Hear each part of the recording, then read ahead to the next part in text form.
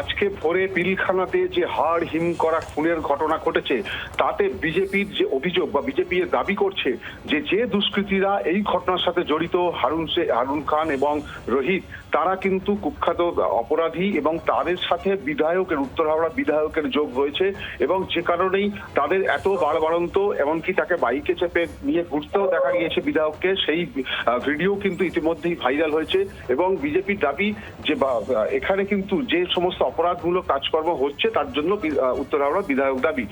দায়ী। কিন্তু বিধায়ক গৌতম চৌধুরী তিনি কিন্তু পরিষ্কারভাবেই জানিয়েছেন যে তিনি মিছিল মিটিং করেন, প্রচুর লোকজন তার সাথে থাকেন, তৃণমূল কর্মী সমর্থকরা থাকেন, অনেক সাধারণ মানুষ থাকেন। তার সাথে যে বাইকে চেপে ঘুরছে বা মিছিল মিটিং এ যারা হাঁটছে তাদেরকে সবসময় তাদের পক্ষে চেনা সম্ভব নয়, কারণ প্রচুর মানুষ তাদের সাথে মিছিলে আসেন এবং এই যে যার কথা উঠছে বা যে অভিযোগ করছে বিজেপি, সেই অভিযোগ উড়িয়ে তিনি বলেন যে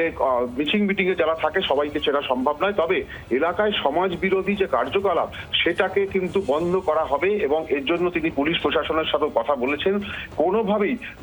নির্বাচনের আগে সমাজ বিরোধীরা যাতে কোনোভাবে মাথাচাড়া দিয়ে না উঠতে পারে তার জন্য সব রকম ব্যবস্থা করা হচ্ছে এবং অপরাধীদের অবিলম্বে গ্রেপ্তার করে তাদেরকে উপযুক্ত শাস্তি দিতে হবে, এমনটাও কিন্তু তিনি পুলিশকে নির্দেশ দিয়েছেন, জানিয়েছেন উত্তর হাওড়ার বিধায়ক গৌতম চৌধুরী।